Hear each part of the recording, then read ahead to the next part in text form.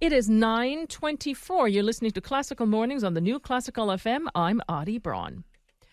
Well, Toronto City Opera presents Carlisle Floyd's opera Susannah at the Al Green Theatre in Toronto on February 22nd, 24th, and 25th. This rarely heard powerful opera features a stunning musical score and a great cast of singers who bring to life a story of innocence and the injustice a woman receives from her conservative religious community. This morning, we are joined by the director of this production, Melissa Morris. Welcome to Classical Mornings. Thank you so much for having us. You're very welcome. So many of our listeners, and myself included, are not that familiar with the opera. The only piece that I know fairly well is the beautiful aria, Ain't It a Pretty Night? So please tell us about this very important piece of music. Sure. This is an American opera that was written in 1955 by Carlisle Floyd. And it is set in rural Tennessee, in New Hope Valley. And it's a story of a young woman, Susannah, who lives there with her brother, and a preacher arrives in town. And it's the kind of community where there's lots of revival meetings, and the preacher's there to do some baptisms. And so throughout this piece, the preacher kind of gets his eye on Susannah, and he has developed some interest in her. Right. And the community is a very jealous community. And so I'm not going to give too much away, but there's definitely some tension fraught in the community between Susannah and the preacher. Now, I mean, it sounds like there's jealousy and at once from the community, perhaps outrage. So this opera that's set in rural Tennessee, right in the mid-50s, 1950s that is, why would something like this, jealous community, the loss of innocence, why is that still important today? Oh, well, because all of these issues are still so relevant. We're seeing this woman being othered, this young woman who's being a light is shone on her for completely no reason at all, really. And so we're seeing this community turn against her in the name of religion, and we're seeing this loss of go through. I think it is important, actually. I will say that she was seen bathing naked in a creek. Right. And who were the seers? Who saw her? Sure, the elders of the church, the men of the church. Yes, and so when they see her, then rumors fly that she's, a hussy and she's of course a witch, and she's all these terrible things. And unfortunately, for her, it was just a truly innocent act. But everyone conspires against her and turns against her. And so when this opera was written, in the McCarthy years.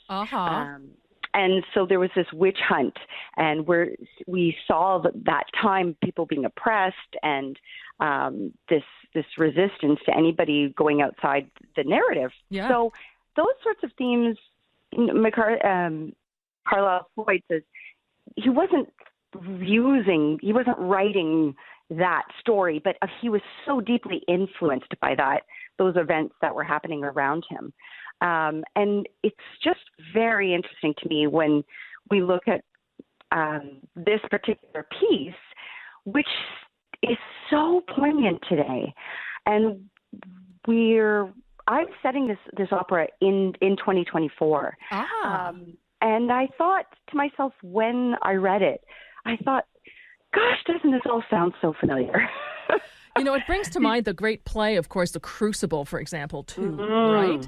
But so without giving away too much, what can audience expect with your particular inception of this piece? Well, when I started my research, I realized that Carlisle Floyd, the composer and librettist, he went to the Bible, the apocryphal Bible, the stories that are, not in all of our mainstream Bibles, for the story of Susannah and the elders as a place of inspiration. Uh-huh. And in the biblical story, Susannah's innocently bathing, and some elders come along. They spy on her, and they see each other seeing her. In which case, at which point, they decide to concoct a terrible lie that she was bathing with her lover, and in order to save face.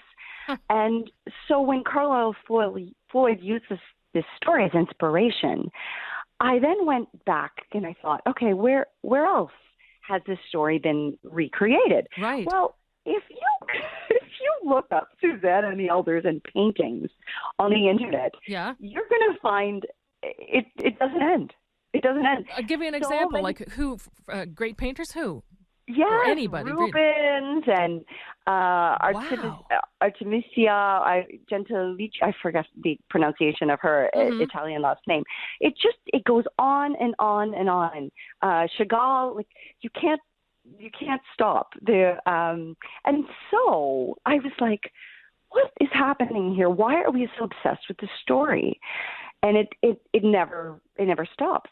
And the crux of it, essentially, is just to objectify the naked woman. And the interesting thing is, essentially when you look at somebody, it's just an act of looking. But what has happened here is that something fairly innocent, the act of looking from the elders, they are turning their own guilt into an accusation, right? Completely. Yeah. Yes. What a great way to say it. And the shame or the guilt or the lust, all of those things are masked by them flipping it around, turning the narrative, making it the woman's fault. Of course. And we are just so, again, this is something that this narrative never goes away. Yeah. And so that's why I was really dead set on setting this in the modern era, because I think we're all so tired of this storyline. Totally. And what I was going to say or ask you too about is Toronto City Opera. This is going to be a tour de force for many young singers who will get to shine perhaps for the first time in a leading role. And what a piece to pick for them, right? Dive into some complicated emotions right there. So my background is in theater. I didn't come from the opera world. Uh-huh. And so I am so thrilled that I have such a meaty piece to delve into. And so it has allowed me and the performers to analyze all those moments, those beats, those deeply layered emotions, Yep. like you were mentioning earlier, right? The guilt and the shame and all of that, and what's happening, what we do as humans, and how we love to blame other people, and so when you look at this piece with an eye, a theater eye, right? You have the characterizations are really deep. And that extends to the community. We have a chorus of, 40 people on stage. Wow. And it's been really fun for me to explore with them, what it's like to be part of this community, of this church, Yeah. of this world in which when there is a scapegoat, when there is someone to blame, and how narrowly every one of us is escaping that role, right, of scapegoat. Exactly.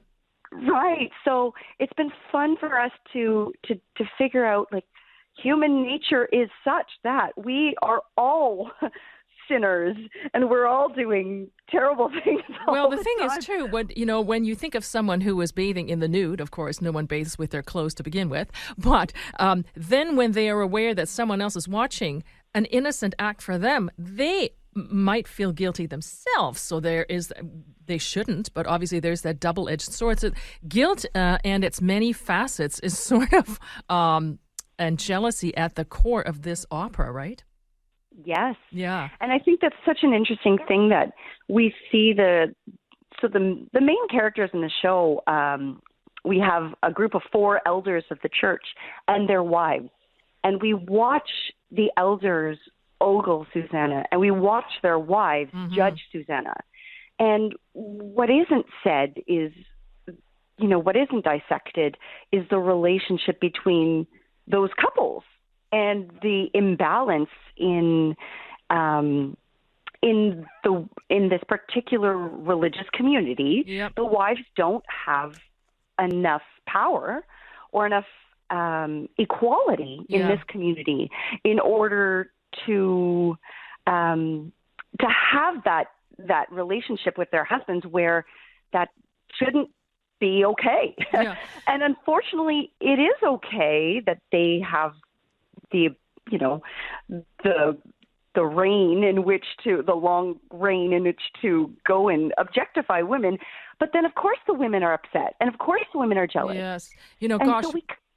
Go ahead, please. Yeah. Of course, they're objectified. Yeah. We could talk about this and on and on and on. It's like such a fascinating topic, and I am so grateful that that you also divulged that you came from the background of theater, because that adds a whole other layer to it. So we've been speaking with Melissa Morris, who directs Carlisle Floyd's opera Susannah with the Toronto City Opera. It opens this Thursday and runs until Sunday, 3 performances only. For tickets, go to torontocityopera.com. Melissa, thank you so much for illuminating this very potent piece of music and drama.